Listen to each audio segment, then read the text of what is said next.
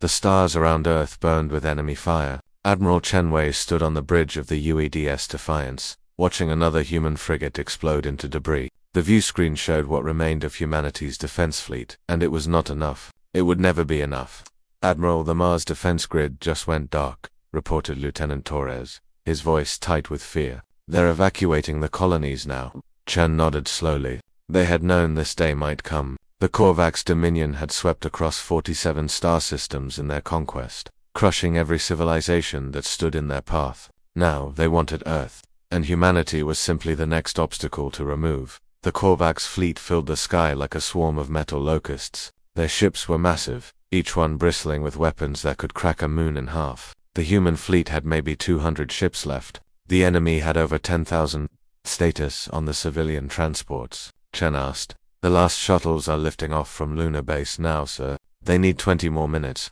20 minutes. Chen looked at the tactical display and knew they did not have 20 minutes. The Korvax were preparing for their final push. When it came, nothing would stop them. "All ships. This is Admiral Chen," he said into the fleet-wide channel. "Pull back to defensive formation, Omega. Protect those transports at all costs." The responses came quickly. Every captain knew what this meant. Defensive formation Omega was the last stand. It was the formation you used when there was no retreat, no reinforcements, and no hope. It was the formation where ships became shields for those trying to escape. Captain Sara Okonkwo's voice crackled over a private channel. "Admiral, my frigate still has teeth. Let me take a strike team and hit their command carrier. Maybe we can buy more time." Chen wanted to say yes. Sarah was brilliant, brave, and had pulled off impossible missions before, but he had already sent too many people to die today. The weight of every lost ship, every dead crew member, pressed down on his shoulders like a physical burden. "Negative, Captain. We need every ship in the defensive line, sir. We can't just wait here to die." "That's exactly what we're going to do, Captain. We're going to wait here and die so that millions of people can live." "Understood." There was a long pause. "Understood, sir." The Korvax fleet began to move. Their formation was perfect, overwhelming, unstoppable. They did not hurry because they did not need to. They knew they had already won. On the bridge of the Korvax flagship, War Principal Vexkar watched the human ships with something like amusement. These primitives had barely left their own star system before the Dominion found them. They had cute little weapons and brave little soldiers, but they were children playing at war. "Shall we end this, War Principal?" asked his second officer. Vexkar waved a clawed hand dismissively. "Let them watch us come. Let them feel despair. Then we will crush them and take their world." Back on the Defiance, Chen watched the enemy approach. His crew worked with desperate efficiency, but everyone knew the truth. In a few minutes, the Korvax would be in optimal firing range. Then the slaughter would begin. "Transports report they're almost clear," Torres said. "Just 5 more minutes." 5 minutes felt like forever. Chen's hands gripped the armrest of his command chair. He had led humanity's fleet for 8 years, won battles against raiders and pirates, negotiated peace with the Centauri colonies. None of it mattered now. He would be remembered as the admiral who lost Earth, sir. Torres shouted suddenly. "I'm reading massive spatial distortions at Mark 7. Chun's head snapped up. "What kind of distortions?" "I don't know, sir. It's like something's tearing through subspace. Something huge." The view screen shifted to show empty space behind the human fleet, except it was not empty anymore. Reality itself seemed to ripple and twist like fabric being pulled apart. Energy readings spiked off the charts. "Is it the Korvax?" someone asked. "Nega," Torres said, his voice filled with confusion. "The Korvax fleet is just as confused as we are. They're scanning the distortions to..." The space continued to tear and warp. Bright light spilled through the cracks in reality, growing brighter and brighter until everyone on the bridge had to shield their eyes. Then, with a sound that should not have been possible in the vacuum of space, but that every human somehow felt in their bones, something emerged. That it was a ship, but calling it a ship felt inadequate. It was a monument of metal and energy, larger than any human city, larger than the biggest Korvax dreadnought. Its hull was a deep bronze color that seemed to shift and flow like liquid metal. Strange symbols glowed along its surface, writing in a language that hurt to look at directly. The massive vessel hung in space, between the human fleet and the Korvax armada. For a long moment, nobody moved, nobody breathed. Chen stared at the impossible ship on his view screen. After a career of military service, after seeing battle and death and the worst the galaxy could offer, he found himself utterly speechless. Sir Torres whispered, "What is that?" Chen had no answer. He only knew one thing with absolute certainty: everything had just changed. The mysterious ship hung in space like a sleeping guard. Its weapons remained silent, but every sensor in both fleets screamed warnings about the raw power contained within that bronze hull. Admiral Chen stared at it, trying to understand what he was seeing. Hailing frequencies incoming, Torres announced. Sir, they're broadcasting on all channels. Audio and visual put it through. The view screen shifted. The bridge of the alien vessel appeared, and Chen felt his breath catch. The being that looked back at him was tall and elegant, with pale blue skin that seemed to shimmer in the ship's lighting. 4 arms, each ending in 3-fingered hands. Eyes that were solid gold, without pupils, but somehow conveyed great intelligence and purpose. The creature wore armor that looked ceremonial, covered in the same flowing script that decorated the ship's hull. People of Earth, the being said, and impossibly, it spoke perfect English. I am Commander Serteth of the Velka Remnant. We have traveled far to reach you. We have come to repay the debt. Chen found his voice. Debt? I don't understand. We've never met your species before. Serteth's expression shifted in what might have been a smile. Your species met mine 200 of your years ago. A meeting that saved the last of my people. A meeting that we have never forgotten. On the Korvax flagship, War Principal Dexkar felt the first stirrings of concern. That name existed in ancient Dominion records, listed among species that had been eliminated during the early expansion. Yet here was one of their ships, impossibly advanced, impossibly large. Hail them, Dexkar ordered. Tell them to leave immediately or be destroyed. The Korvax transmission reached the Eternal Vigil, as Serteth's ship was named. The War Principal's face appeared on a secondary screen, full of arrogance and threat. Unknown vessel, you are interfering with Dominion operations. Depart this system immediately. Serteth turned his golden eyes toward the Korvax image. When he spoke, his voice was cold as the void between stars. I know you, Dominion. You killed my people. You burned our worlds. You scattered us to the edges of space and declared us extinct. He paused. You were almost correct.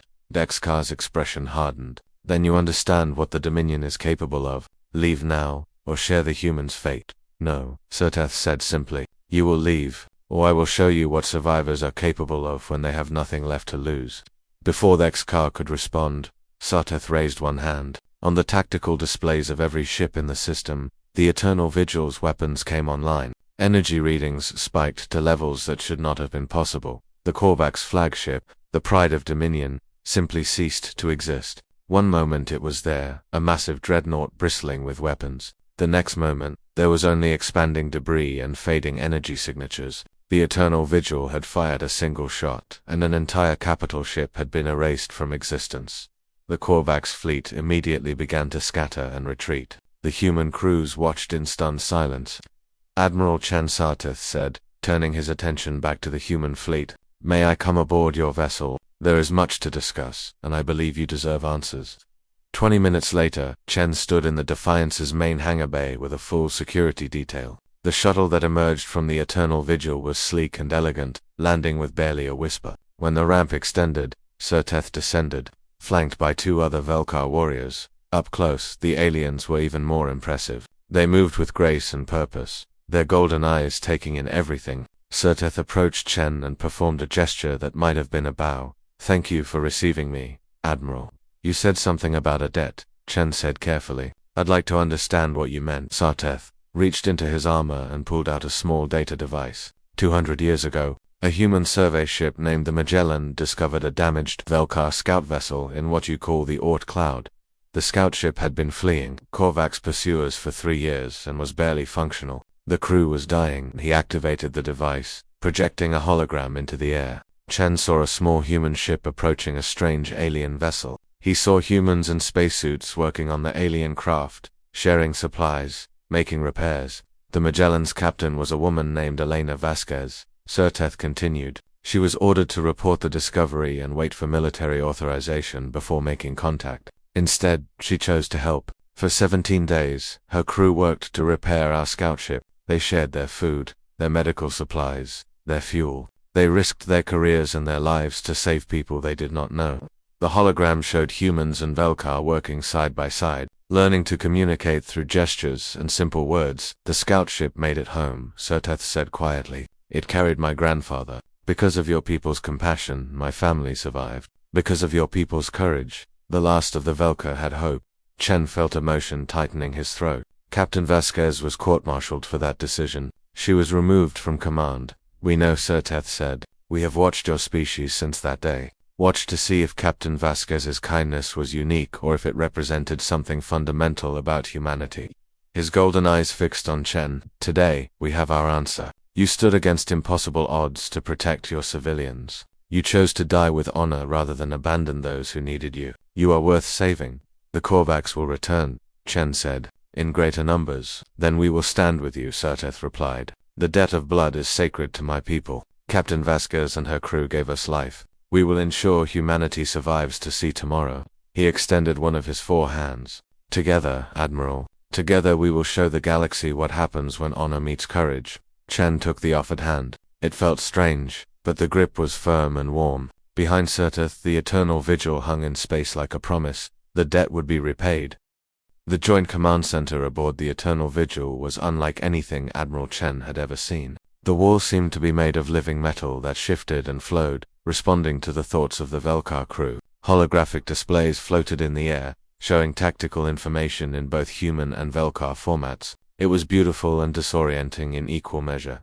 Chen stood beside Serteth at the central command table, studying the updated star charts. The Korvax had retreated to their staging grounds in the Proxima system, just for light years away. Intelligence suggested they were gathering reinforcements for another assault. They will return with 5 times the ships they brought before, Serteth said, his 4 hands moving gracefully over the controls. The Dominion does not accept defeat easily. Then we need to hit them before they're ready, Chen replied. Take out their staging grounds and buy ourselves time to prepare proper defenses. Captain Sarah Okonkwo stood nearby with several other human officers and a group of Velkar warriors. She had been studying the tactical data for hours, and Chen could see the wheels turning in her mind. Sarah had always been his most creative officer, the one who saw solutions where others saw only problems. Admiral Commander, Sarah spoke up. I have an idea, but you're probably going to think I'm crazy. Serteth tilted his head in curiosity. Creativity is valued among my people, Captain. Please, share your thoughts. Sarah activated her personal datapad, projecting a new display. The Korvax staging ground is heavily fortified. Direct assault would be costly, but they're also receiving supply shipments constantly. Food, fuel, ammunition, all the things an army needs. Yes, Serteth agreed. Our scouts have confirmed this. What are you proposing? Sarah's eyes gleamed with excitement. We have 17 civilian mining haulers that were fleeing the Mars colonies. Big, slow, unglamorous ships that the Korvax won't look at twice. What if we fill them with Marines and slip them into the supply convoy? Chen raised an eyebrow. A Trojan horse strategy. Exactly, sir. The Korvax won't expect an attack from inside their own logistics train. By the time they realize what's happening, we'll have strike teams aboard their command carriers. One of the Velkar warriors, a scarred veteran named Krelvan, made a sound that might have been skepticism. This is ... unconventional. The Velkar way of war is to meet the enemy with honor, in open battle. Sarah turned to face the alien warrior. With respect, how did that work out when the Korvax first attacked your people? The chamber fell silent. Krelvan's golden eyes narrowed, but then, surprisingly, he made a sound that Chen would later learn was Velkar laughter. The human speaks truth like a blade, Krelvan said. Honor did not save us. Perhaps it is time to learn new ways. Serteth studied the tactical projection carefully. It is risky. If the Korvax discover the deception before the strike teams are in position, your Marines will be trapped and destroyed. Everything about this war is risky, Chen said. But I've learned to trust Captain Okonkwo's instincts. If she says it can work, then I believe her. Over the next 72 hours, the plan came together. The mining haulers were modified to carry hidden troop compartments. Human Marines trained alongside Velkar warriors, learning to work together despite the language barriers and cultural differences. It was not always smoothed on in one training session. A human sergeant named Marcus Webb found himself paired with Krelvan for close-quarters combat drills. The Velkar warrior moved with precision and deadly grace, following forms that were thousands of years old. Webb's approach was practical and brutal. Learned in a dozen colonial conflicts, you fight without discipline, Krelvan observed after disarming Webb for the 3rd time. I fight to win, Webb shot back, breathing hard. Pretty forms don't matter if you're dead. Krelvan was quiet for a moment. Then he tossed Webb's weapon back to him. Show me. Webb showed him. He used feints and dirty tricks, attacked from unexpected angles. and did everything that Velka honor codes probably considered inappropriate. When he finally managed to score a hit on Krelvin, the alien warrior stepped back with what might have been respect. Interesting, Krelvin said. You fight with imagination where we fight with tradition. Perhaps both have value. Perhaps, Webb agreed, grinning. Want to get some food? I'm starving. To everyone's surprise, Krelvin agreed. Soon, human and Velkar troops were sharing meals and swapping stories. The language barriers made things difficult, but soldiers have always found ways to communicate. They shared pictures of home, demonstrated their weapons, and bonded over the universal soldier's experience of bad rations and worse officers. The day of the operation arrived. The 17 mining haulers, now secretly carrying over 300 Marines and 50 Velkar warriors, departed from Earth. They followed a carefully planned route that would intercept a legitimate Korvax supply convoy heading to the staging grounds. Chen watched from the Defiance as the haulers approached the Korvax convoy. His hands were clenched tight enough to hurt. If this failed, he was sending hundreds of people to their deaths. Convoy is hailing the haulers, Torres reported. Standard inspection protocol. Captain Okonkwo was leading the operation from the command hauler. Her voice came through, calm and steady, playing the part of terrified refugees. Standing by, the minutes crawled past. The Korvax escorts scanned the haulers, finding exactly what they expected to find. Scared civilians fleeing a war zone with holds full of ore and mining equipment. The deception held. They're waving us through, Sarah reported, barely containing her excitement. We're in the convoy. 12 hours later, the convoy arrived at the Korvax staging grounds. The haulers docked with the supply stations as planned. Korvax workers began connecting fuel lines and preparing to offload cargo. That's when the Marines struck. Explosive charges blew the hidden compartments open. Human and Velkar warriors poured out like a flood, catching the Korvax completely by surprise. Within minutes, 3 command carriers were under attack from the inside. Fire teams secured critical systems while demolition experts planted charges on power cores and weapons arrays. The Korvax responded quickly, but they were fighting on multiple fronts at once. Confusion reigned as alarms blared and troops rushed to contain the assault. In the chaos, Sarah led her team to the main command carrier's bridge. Surprise, she said, as she kicked down the door, her weapon trained on the Korvax officers inside. The operation lasted 47 minutes from start to finish. By the end, the human and Velkar forces had captured 4 command carriers, destroyed 24 support ships, and eliminated the staging ground's primary weapons platform. Casualties were light, considering the stakes. As the strike teams evacuated back to the haulers, Sergeant Webb and Krelvin covered the retreat together. They moved in perfect synchronization, Webb's practical aggression complementing Krelvin's disciplined precision. Not bad for a primitive species, Krelvin said as they reached the extraction point. Not bad for a nearly extinct species, Webb replied with a grin. Krelvin made that strange laughing sound again. I am beginning to understand why my commander respects your people. Back on the Eternal Vigil, Sertith reviewed the mission reports with satisfaction. The strike had exceeded all expectations. More importantly, he had witnessed something remarkable. Humans and Velkar fighting as one, combining their strengths, covering each other's weaknesses. Your Captain Okonkwo is a brilliant tactician, he told Admiral Chen. This success will buy us valuable time. Time we'll need, Chen replied, looking at the long-range sensors, because the Korvax won't make the same mistake twice. When they come again, they'll bring everything they have. Serteth placed a hand on Sean's shoulder, a gesture he had learned from observing humans. Then we will face them together, Admiral, and we will show them what unlikely allies can accomplish. The war room deep inside Earth's military command was packed with representatives from a dozen species. News of humanity's alliance with the Velkar had spread across the galaxy, and now species that had previously ignored human distress calls were suddenly interested in what was happening at Sol. Admiral Chen stood before the assembly, exhausted but determined. He had not slept properly in 5 days. None of them had. The Korvax were coming, and this time they were bringing their Grand Armada, the full military might of the Dominion. Intelligence suggested over 30,000 warships, supported by hundreds of thousands of drones and automated weapons platforms. The Korvax have made their intentions clear, Chen said, his voice carrying across the room. If they cannot conquer Earth, they will destroy it. Complete planetary sterilization. They want to make an example of us. A spider-like alien from the Arachnos Collective clicked its mandibles nervously. Why should we risk our ships for humanity? The Dominion is too powerful. Before Chen could respond, Surtith rose from his seat. The Velkar commander had become a familiar sight in the war room, but he still commanded respect simply by standing. Because today it is humanity, Surtith said coldly. Tomorrow it will be you. The Dominion does not stop. It does not negotiate. It consumes everything in its path. Where will you run when they come for your worlds? The alien had no answer. A feline-like representative from the Felina Pride spoke up. The collective is young and weak, but the Pride remembers when humans helped us during the plague years. We will send what ships we can. One by one, other species pledged support. It was not much, a few dozen ships from each ally, but it was something. By the end of the meeting, the combined fleet had grown to just over 3,000 vessels, still hopelessly outnumbered, but no longer alone. As the representatives filed out, Surtith approached Chen with a data crystal. There is something else. My people have maintained automated defense satellites in this system for the past 200 years.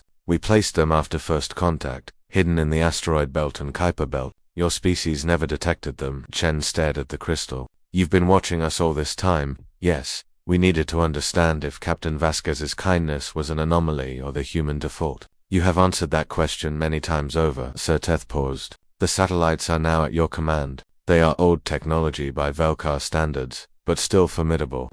Chen activated the crystal. The data showed weapons platforms scattered throughout the Sol system, each one packing firepower equivalent to a human battleship. There were hundreds of them. This might just give us a chance, Chen said softly. 3 days later, the Korvax Grand Armada arrived. The fleet was so massive that it blotted out the stars. War Principal Vexkar commanded from a new flagship, even larger than the one the Velkar had destroyed. He had sworn to personally execute every human leader and make the watch as Earth burned. The combined human Velkar fleet positioned itself in a defensive sphere around Earth. The Eternal Vigil anchored the formation, with human ships and allied vessels arranged in carefully planned patterns. Hidden among the asteroids, the ancient Velkar satellites powered up and locked onto targets. All ships. This is Admiral Chen. We all know what's at stake today. Behind us is our home, our families, everything we love. The Korvax think they can take it from us. They think we're weak because we choose compassion over conquest. Today, we show them what happens when humanity is pushed too far. Today, we show them what we're willing to die for. The Korvax fleet advanced. The battle began. Space erupted with fire and fury. The Velkar satellite struck first, appearing from nowhere to unleash devastating attacks on the Korvax flanks. Then the combined fleet engaged, ships weaving through complex maneuvers as weapons fire lit up the darkness. The Eternal Vigil was a titan in the chaos, its weapons reaching out to destroy entire squadrons with each shot. But even Surteth's mighty vessel could not be everywhere at once. The Korvax concentrated fire on it, recognizing that if they could eliminate the Velkar ship, the battle would turn in their favor. Explosions blossomed across the Eternal Vigil's hull. Damage reports flooded in. A critical hit penetrated the shields and tore open 3 decks. The great ship began to list, its weapons falling silent as systems failed. The Eternal Vigil is crippled, Torres reported from the Defiance. Sir, they're defenseless. Chen did not hesitate. All human ships, form up on me. We're moving to protect the Vigil. Admiral, that will leave the orbital stations exposed, an officer protested. Do it now. The human fleet moved as one, abandoning their defensive positions to form a protective sphere around the wounded Velkar vessel. They became the shield, absorbing fire meant for Surteth's ship. One by one, human vessels took crippling damage. On the bridge of her frigate, Captain Sarah Okonkwo watched her shields fail and hull breach in a dozen places. Her ship was dying, but she had one card left to play. She plotted a collision course with the nearest Korvax dreadnought. All hands, abandon ship, she ordered calmly. This is the captain. It's been an honor. Captain, we're not leaving you. Her XO said. Sarah smiled. Yes, you are. That's an order. Get to the pods. Tell my family I love them. She sealed the bridge and routed all remaining power to the engines. The frigate accelerated toward the Korvax dreadnought, her hull groaning under the stress. The Korvax tried to destroy her ship before impact, but Sarah dodged and weaved with desperate skill. At the last moment she whispered, "For Earth." The frigate struck the dreadnought's reactor. The explosion was visible from every ship in the system. A brief new star that consumed both vessels and several Korvax escorts caught in the blast radius. On the Eternal Vigil, Surteth watched Captain Okonkwo sacrifice through damaged sensors. His 4 hands clenched into fists. Around him, Velka warriors bowed their heads in respect for the fallen human. "Restore power to weapons," Serteth commanded, his voice carrying a fury that his crew had rarely heard. Immediately, engineers worked frantically. Emergency power systems came online. The Eternal Vigil's main weapons powered up, damaged but functional. "Target their flagship," said. All batteries. The Velkar ship unleashed everything it had. Beams of concentrated energy lanced across space, joined by missiles, kinetic weapons, and technologies that humans did not have names for. The Korvax flagship's shields held for 3 seconds, then collapsed. The vessel broke apart under the onslaught. Admiral Chen's voice rang across all channels, broadcasting to every ship on both sides of the battle. His tone was steel and fire.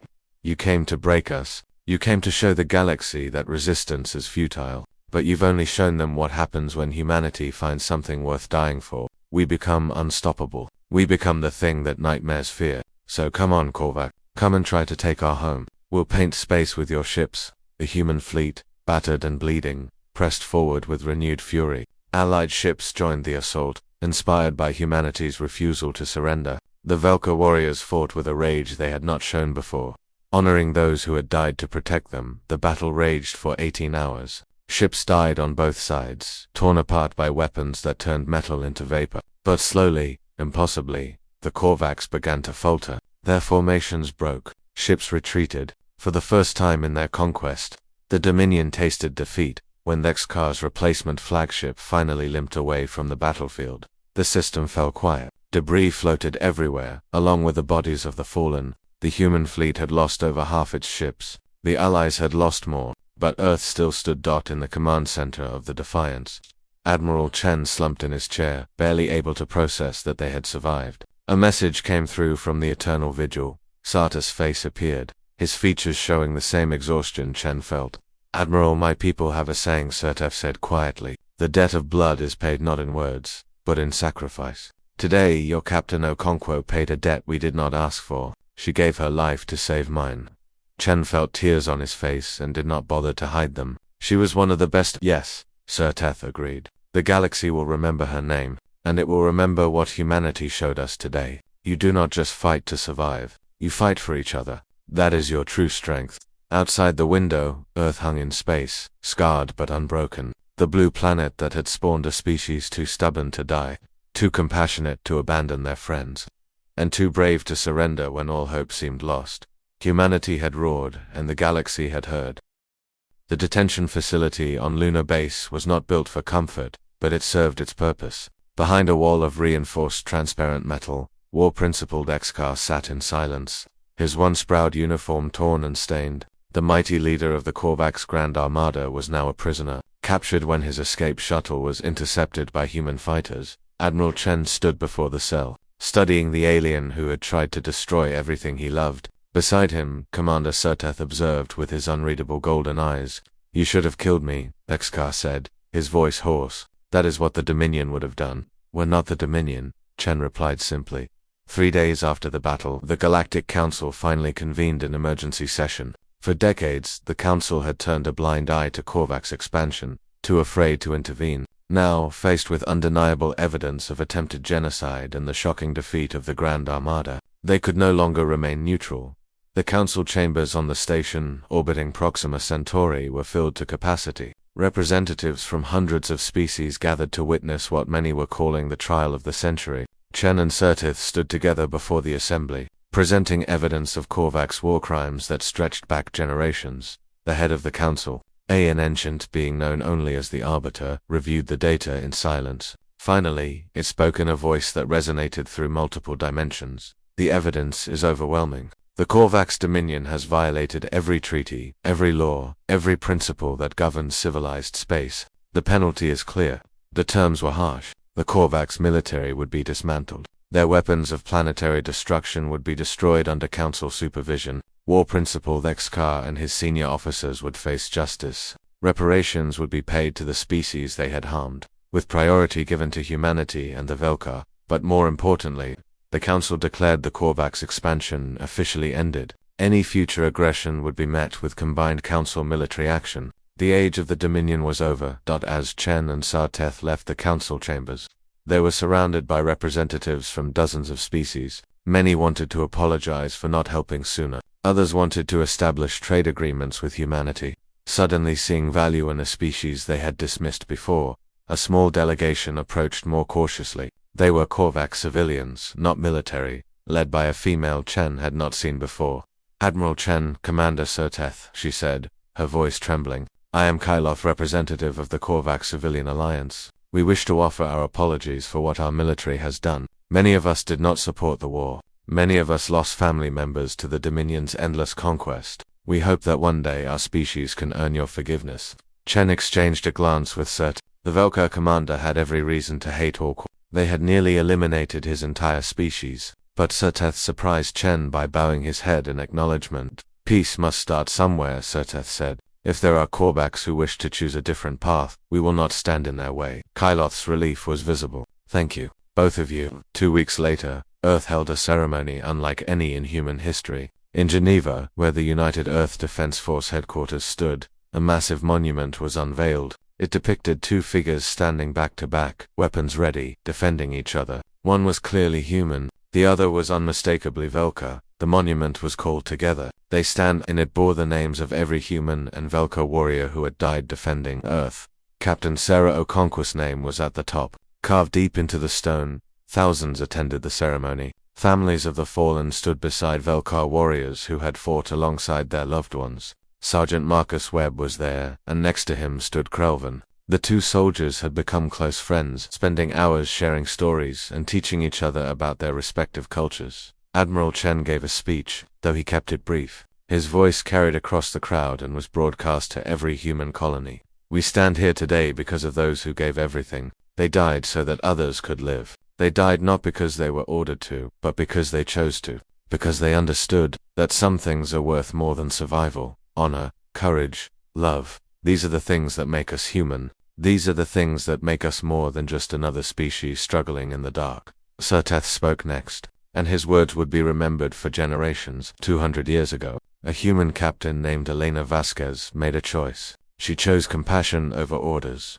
kindness over fear. In doing so, she saved my grandfather and preserved the last remnants of my people. Today humanity has shown that Captain Vasquez was not unique. Her spirit lives in every human who stood before impossible odds and refused to break. The debt of blood has been paid many times over, but it has also transformed into something greater. It has become a bond that will not break.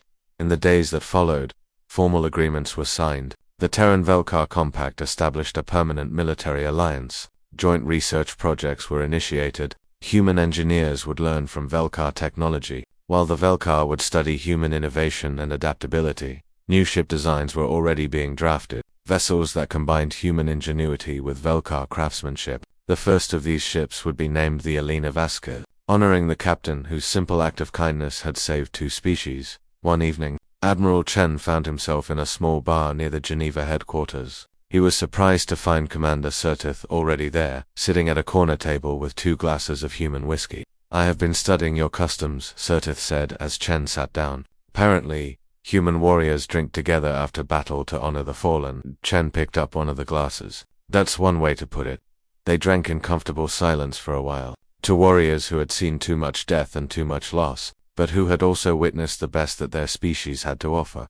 Why did you really come? Chen asked finally. The debt of blood is honored among your people. I understand that, but you could have sent a message, offered aid from a distance. Instead, you brought your last great warship and put your entire species at risk. Why? Serteth was quiet for a long moment, staring into his drink. When he spoke, his voice was softer than Chen had ever heard it. Because in a galaxy that grows colder and darker with each passing year, we found the only species that fights not just for survival, but for principle. You fight for the person next to you. You fight for those you will never meet. You fight because it is right, not because it is easy. That is worth preserving. That is worth dying for. He raised his glass. My people were nearly extinct, scattered across the stars, hiding in the shadows. We had forgotten what it meant to stand for something. You reminded us. Captain Vasquez reminded us. So we came, not to repay a debt, but to stand beside the one species in this galaxy that deserves to survive more than any other. Chen raised his own glass, feeling the weight of those words. To Captain Vasquez, and to all those who stood with us. 2 unlikely allies, Serteth added, who became something greater. They drank, and in that moment, the future seemed a little less dark. The Korvax were defeated, the galaxy had taken notice of humanity, and most importantly, Earth had found friends in the vast emptiness of space. In the years that followed, the Terran-Velkar alliance would reshape galactic politics. Species that had preyed on the weak suddenly found themselves facing combined human-Velkar fleets. Trade routes became safer. The Council grew stronger, emboldened by the example of two species standing together against tyranny. History would record this as the moment humanity truly became a galactic power. But those who were there, those who fought and bled and died, knew the truth. It was not about power. It was about proving that compassion and courage could exist together. That kindness shown to a stranger 200 years ago could echo across the stars and save two civilizations. Admiral Chen stood at the window of his office, looking out at Earth below. Somewhere up there, beyond the sky, the Eternal Vigil orbited alongside human warships. Two species, once strangers, now brothers in arms. And in a cold galaxy, that made all the difference.